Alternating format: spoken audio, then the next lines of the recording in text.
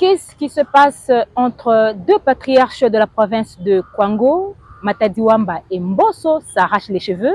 Qu'est-ce qui se passe encore entre Moïse Katumbi et Martin Fayoulou sur la loi portant statut de l'opposition? C'est autour de ces questions que nous allons tenter d'en parler avec Justin Kifuta. Il est le président des journalistes ressortissants de Kwango vivant à Kinshasa. Mesdames et messieurs, bonjour. Justin Kifuta, bonjour. Bonjour.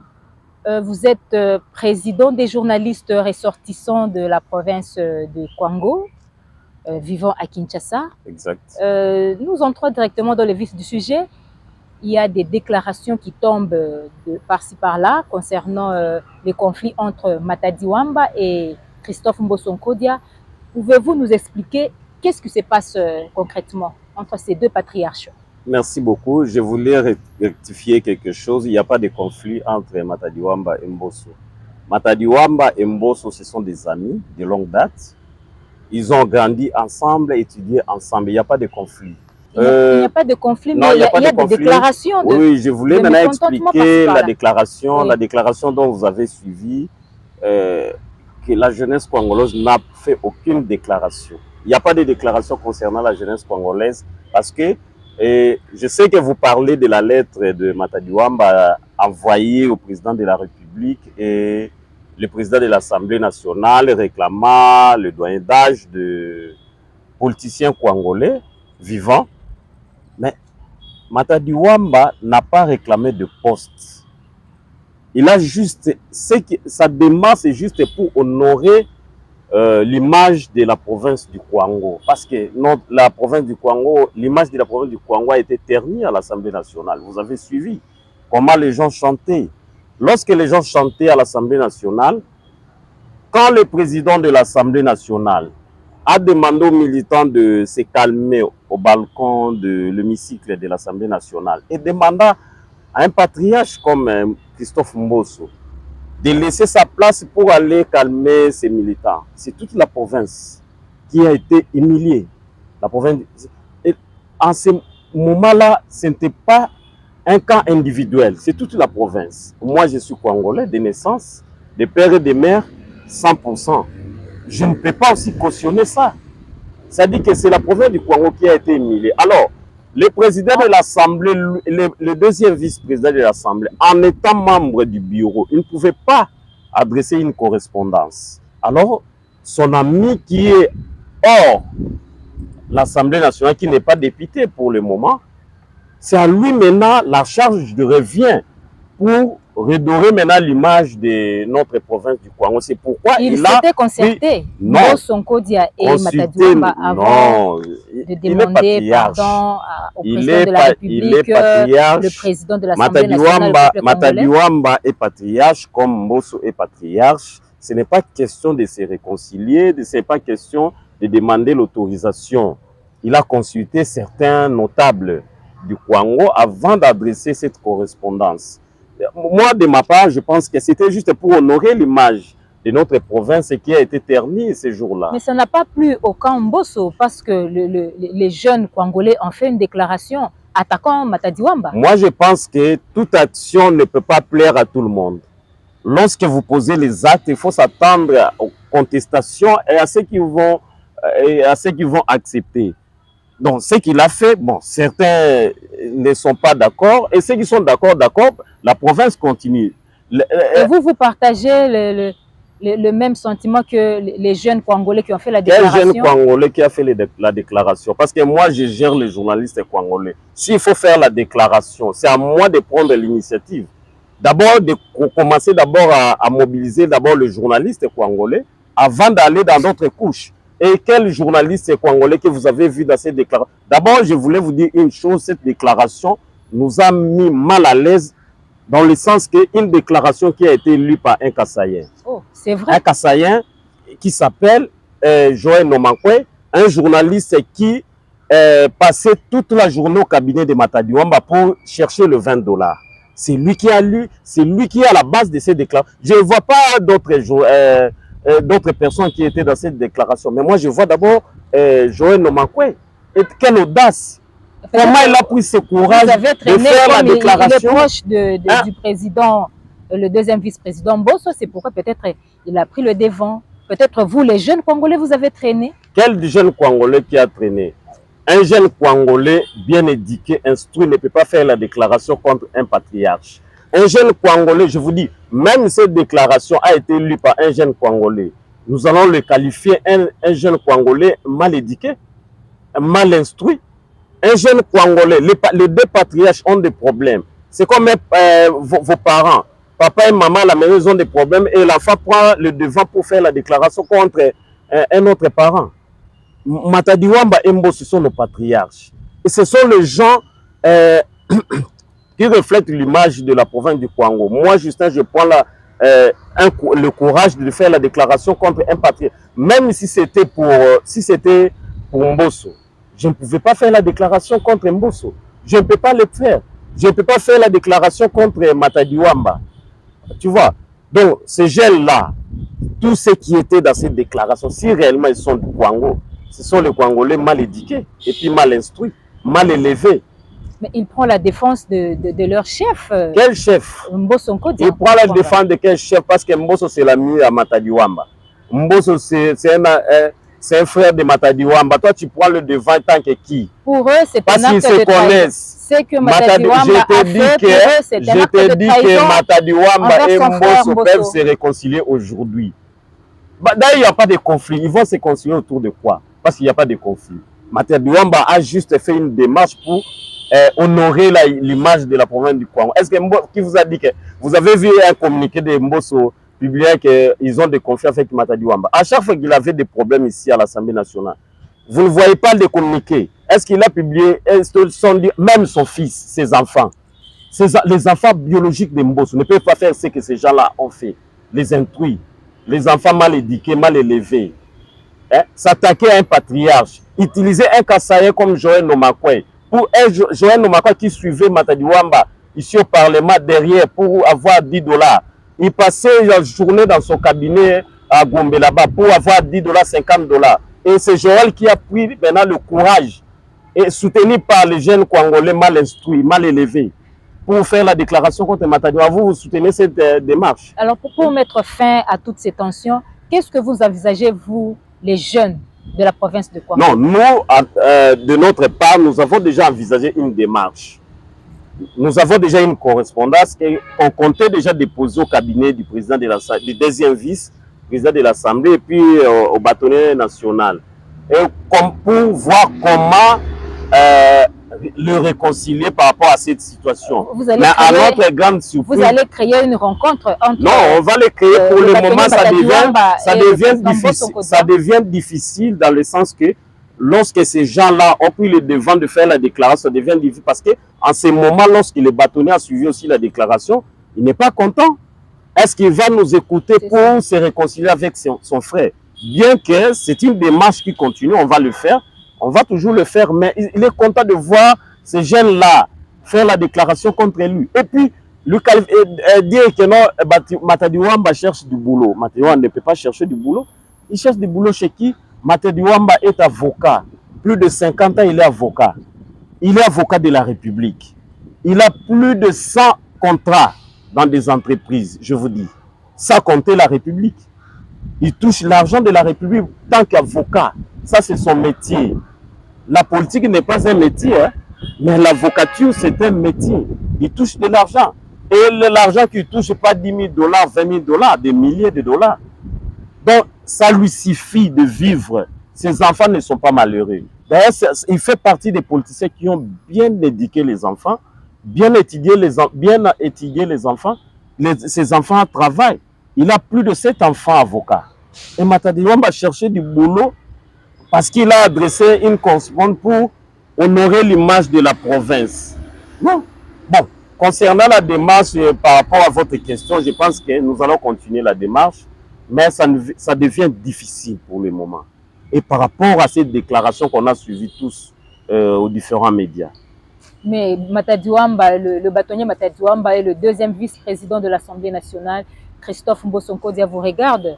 Alors, qu'est-ce que tu peux leur dire ou vous pouvez leur dire, vous, les jeunes de la province de Congo? Pour le moment, je n'ai pas de mots à adresser au bâtonnier Matadi Wamba parce que je le respecte en tant que patriarche. je n'ai pas de mots à adresser à Christophe Mbosso, autant qu'il est aussi patriarche. Et nous allons voir ce que nous allons faire. Parce que la situation s'aggrave par rapport à la déclaration faite par les jeunes Congolais mal éduqués et qui ont utilisé les gens qui ne sont pas les nôtres. J'ai vu les visas des gens du Congo central, je ne peux pas vous dire, le Congo central, ce sont nos frères. D'ailleurs, nous partageons la même frontière avec le Congo central. J'ai vu les Kassaïens, une déclaration lue par un Kassaïen, moi, ça me met mal à l'aise de voir, je ne peux pas cautionner ça. C'est pourquoi vous avez vu, j'ai directement réagi sans attendre l'autorisation de qui que ce soit. Tant que président de journalistes congolais, j'ai réagi par la publication. Mais en ce qui concerne la démarche de réconciliation, quoi que ce soit, je pense que nous allons voir, c'est l'avenir qui nous dira quelque chose. Mais pour le moment, je pense que ce n'est pas le temps d'en parler. Très bien. D'un conflit à un autre, maintenant c'est un conflit politique entre Martin Fayoulou et Moïse Katumbi sur la loi portant statut de l'opposition qui a été instituée depuis 2007. Je crois que c'est le 4 décembre 2007.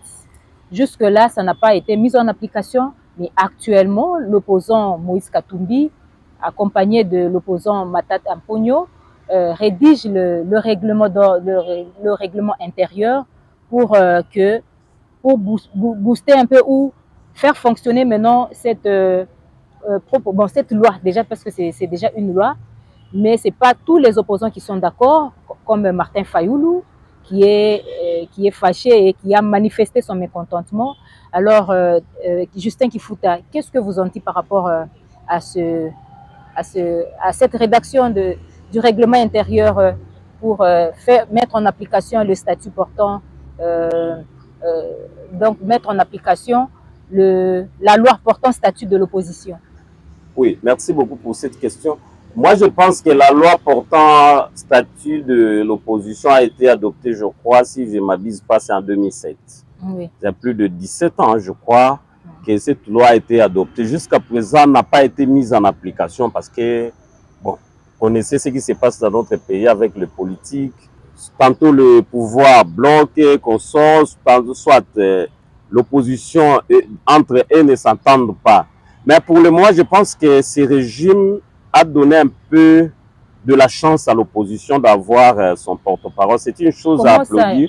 Je pense que c'est une chose à applaudir. Le régime a donné le régime a donné l'opportunité dans le sens parce que les opposants, j'ai commencé à dire que non. Tantôt le pouvoir bloque, le pouvoir fabrique son opposant pour assumer ses responsabilités, soit les opposants eux-mêmes sont à la base de blocage. Mais actuellement, je vois un peu cette volonté du pouvoir que l'opposition puisse avoir son porte-parole. C'est une chose à applaudir. En tout cas, on applaudit. Mais concernant les querelles entre Moïse Katumbi, Martin Fayoulou, sur la désignation... Selon Martin Fayoulou, mettre en application cette loi prouve que, ou bien ça donne l'intention d'accompagner le régime. Non, c'est faux. C'est faux. C'est faux parce que l'opposition doit avoir son porte-parole. Pourquoi? Parce que lorsque l'opposition a un porte-parole, c'est lui qui fait maintenant l'interface entre le pouvoir et l'opposition. C'est une bonne chose. C'est pourquoi je dis que non, je vois la volonté de ce régime que l'opposition puisse avoir son porte-parole. Est-ce que c'est la volonté du régime? Non, ce n'est pas la volonté du régime, c'est une loi. Oui. C'est une loi. C'est une loi. C'est pourquoi je vous ai dit que tantôt les opposants eux-mêmes sont à la base du blocage. Voilà aujourd'hui, ils veulent maintenant mettre en place, disons, en application cette loi en désignant le porte-parole. Et d'autres sont d'accord, d'autres sont contents. Tu vois, le départ du blocage au niveau de l'opposition. Mais je pense que la proposition faite par Moïse Katumbi est pour, disons, rédiger un règlement intérieur. Parce que vous ne pouvez pas fonctionner sans document. Lorsque vous êtes dans une organisation, il faut avoir les documents. C'est ces documents qui vous orientent. Comment vous pouvez désigner un porte-parole sans règlement intérieur? Non. Moi, je dirais à Martin Fayulu... Ils ne se sentent pas dans l'opposition. Je dirais... Félix Tshisekedi, le président Félix Tshisekedi n'a pas gagné les élections. Les opposants avaient même écrit un communiqué commun pour dire qu'il n'y avait pas élection pour l'année 2023. Exactement, la page a déjà... On va encore accepter ce rôle-là de l'opposition.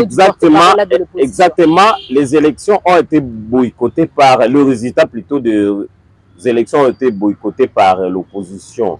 Mais qu'est-ce qu'il faut faire au moment où déjà Tshisekedi a été publié président de la République par la CENI et la Cour constitutionnelle? Il faut laisser toujours les sièges de l'opposition vides? Non. De ma part, il faut désigner un porte-parole qui fera l'interface entre le pouvoir et le... Parce que le peuple a besoin d'un porte-parole. S'il n'y a pas quelqu'un qui parle au nom de l'opposition, mais vous voyez que la voix de l'opposition ne sera pas entendue. C'est pourquoi je voulais dire, j'appuie la proposition de mettre en place les règlements intérieurs de l'opposition pour orienter l'opposition dans son ensemble. Alors, dire que nous ne sommes pas dans l'opposition, nous sommes dans la résistance. Oui. Moi, ça me trouble un peu parce que je sais, je fais, en dehors d'être journaliste, j'ai fait la science politique. On m'a appris deux catégories de politiciens. Et, disons, au niveau de la représentation, il n'y a que deux tendances. Il y a l'opposition. S'il n'y a pas l'opposition, il y a le pouvoir. Bon, les non-inscrits, les indépendants, oui, la loi aussi reconnaît. Oui, cette loi nous reconnaît reconnaissons aussi les indépendants, les non-inscrits.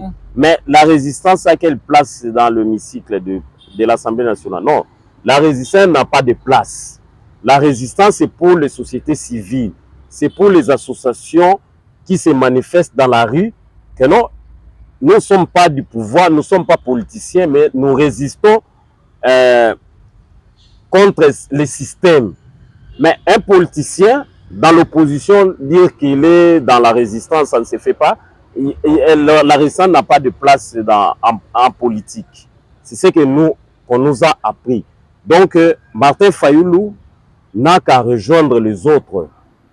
Parce que j'ai vu déjà ensemble, je crois, LGD, puis d'autres déjà. Ils se sont déjà réunis pour préparer. Pas non plus d'accord avec cette démarche. Mais Delis Sanga, c'est un avocat. Il doit se ressaisir. S'il est avocat, bon, il n'est pas politologue, je pense. Il n'a pas fait la science politique. Il doit demander aussi le conseil aux politologues. C'est un avocat, c'est un brave avocat, même quand il était député national, un homme très intelligent. Oui. Mais ce qu'il fait de fois, ça me trouble moi en tant que politologue de formation, parce que je ne sais pas, on ne sait pas les situer. On ne sait pas les situer parce que lorsqu'il dit que non, il est dans l'opposition, mais il ne veut pas partager la même vision que d'autres opposants. Moi, il me trouble de fois. Et comme Martin Fayulu, mon frère de Bandundu, il me trouble aussi lorsqu'il dit qu'il est dans la résistance. Il est dans l'opposition. Lorsque vous échouez aux élections, automatiquement, vous devenez opposant du pouvoir. Soit vous intégrez le système, vous êtes dans le pouvoir, comme Constant Moutamba. Il était dans l'opposition. Accepter le statut de l'opposition, c'est accepter que Félix soit élu président de la République. Alors, aujourd'hui, ne sont pas... alors, refuser le statut de l'opposition, c'est aujourd'hui que Tshisekedi va quitter le pouvoir. C'est faux. Parce que Tshisekedi va continuer son mandat jusqu'à 2028. Accepter ou refuser ou pas, il y a eu des manifestations. Et Tshisekedi n'est pas au pouvoir. Il n'est pas président. Hier, il était à Lubumbashi. Il a engagé la nation. Aujourd'hui, il est à Mitendi. Il lance quoi? Une route. Il n'est pas président de la République. Il sera président de la République. Alors, il faut l'accepter comme tel président de la République. De toutes les manières qu'il a été élu, il est président de la République. C'est maintenant à l'opposition de s'organiser, de voir qu'est-ce que l'opposition va faire en 2028. Ce n'est pas question de boycotter ou non, accepter ou pas aujourd'hui. Félix sera toujours président de la République. Très bien.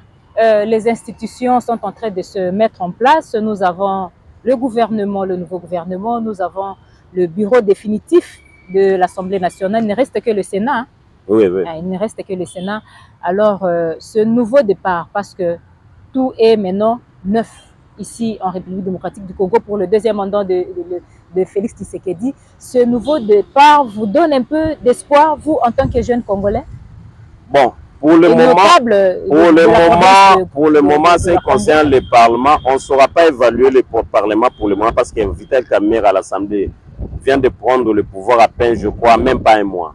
On ne saura pas l'évaluer pour le moment. Vous venez de le dire que le Sénat n'a pas encore mis en place un bureau définitif. Comment évaluer quelque chose qui n'a pas encore fonctionné? Le gouvernement est en place. Le gouvernement aussi n'a pas encore fait un mois. Commencé à travailler. Le gouvernement n'a pas fait un mois, mais c'est que nous déplorons déjà de voir un membre du gouvernement de démissionner. C'est un mauvais départ. Un mauvais signe dans un État qui se respecte comme la République démocratique du Congo. Un ministre continue à voir déjà une ministre membre du gouvernement, une semaine après son investiture, démissionner. Ça, nous déplorons, ça donne déjà une mauvaise image pour notre pays. Mais évaluer Mme Soumino, pour le moment, je pense que ce n'est pas le moment, parce qu'il n'a rien fait, il n'a pas encore entrepris le démarche, il n'a pas encore entré en contact avec toutes les organisations internationales. Le Parlement également, comme Vital Kamerhe, n'a pas encore fait un mois. Le Sénat, on attend le bureau définitif du Sénat. Donc, ce n'est pas le moment d'évaluer les institutions du pays. Nous tendons vers la fin de notre émission. Avez-vous un message à lancer à ceux qui vous regardent?